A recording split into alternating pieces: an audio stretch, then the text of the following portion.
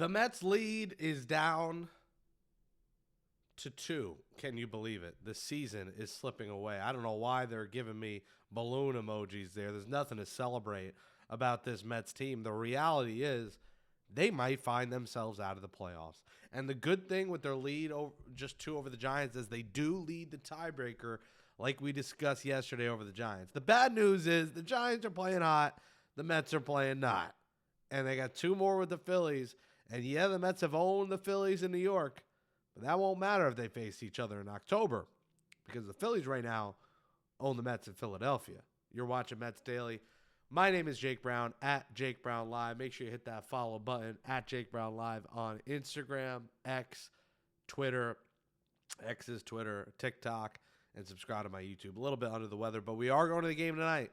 We will be at Citizens Bank Park tonight and likely tomorrow for Mets Phillies game 3 and 4. I mean, they got to win now. The lead is 2. Forget about the division. The division is done. I don't want to hear about how many games behind the Mets are in the division. Right now, it's about getting in the playoffs and then seeing what happens. Because, of course, this team is not playing like they deserve to be.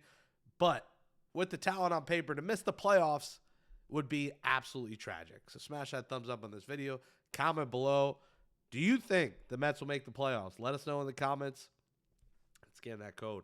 $5 a month. Become a Mets Daily Insider. Appreciate your support. Well, listen, Sean Manaea was bad. The offense didn't come alive till late, and the Mets lose the game. They lose 9-3 on Tuesday and have already lost the first 2 in the series. They are now 9 back in the division. They could be 11 back if they get swept. The Giants play this afternoon, so by the time the Mets start, they'll know if their lead is down to 1.5 and if there's even more pressure on them to win. But there's a chance we go into tonight and the lead is down to just 1 game. Can you believe it? Also today, you have the Reds playing the Padres, the Cardinals facing the Mariners. The Reds won last night. Excuse me, folks. I'm struggling today. Just bear with me today. I'm sorry. I'm struggling. We're powering through. I don't even know how I'm getting through this. Reds won 4-2. Mariners beat the Cardinals 5-3. So now the up-to-date standings, yes, like we said, 2 back are the Giants. 3 back now are the Reds. The Mets don't lead the tiebreaker over the Reds, so that's something to watch. The Diamondbacks 4.5, Cardinals 4.5. So it's getting tight, guys. And tonight's a big one. Sanchez, versus Clay Holmes. Buckle up. Clay Holmes, you got to do something. And for the Mets, Sean Manaea, Carlos Mendoza's already said he's going to make his next start. I don't know how you do that, to be honest. How do you guarantee this guy's going to make his next start? I just don't get it. He's been dreadful. And listen, I know he bounced back after the first 2 innings. He didn't give up any runs, but it was 4-0 at the drop of a hat, and the game fell over when it was 4-0. And that's what kind of feels bad about this whole thing is like this team feels dead whenever they're losing. 0-60 going to the 9th. 0-61, I guess, if you want to include last night, even though they were getting smoked. And you had Jose Siri come back a few days earlier than I expected. That was nice. I know he didn't catch that ball in center field.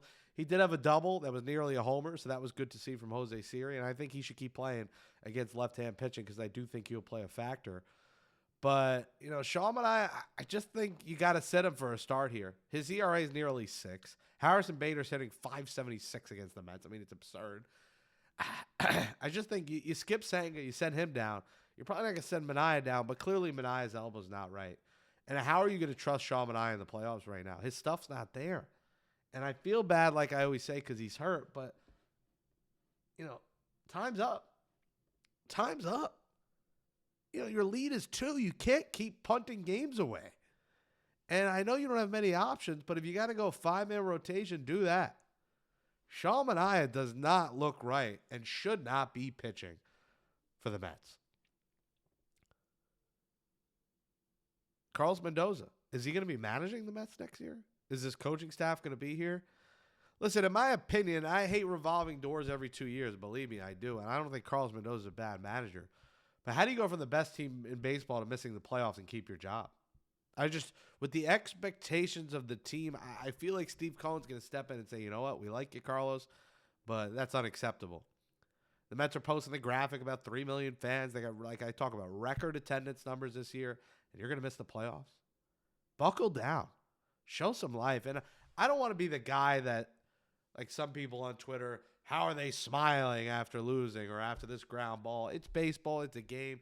You can't day in and day out like put a microscope on these guys and say, don't smile when you're losing.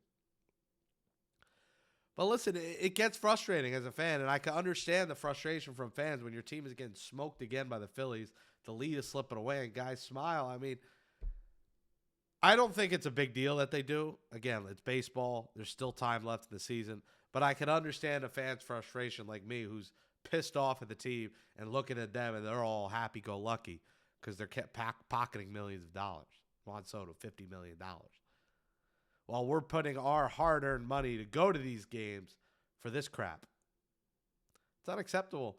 And I think if you miss the playoffs, the manager's got to go. And that doesn't mean he's a bad manager. It just means he failed this team. And I think no matter what, unless they win the World Series, Barnes and Chavez have to be fired. I think that's a lock that the offensive coaches are fired. I'm not sure about Hefner. I think Hefner's a good pitching coach, but it speaks volumes that the starting pitching cannot get beyond 5 innings and sometimes not through 5 innings.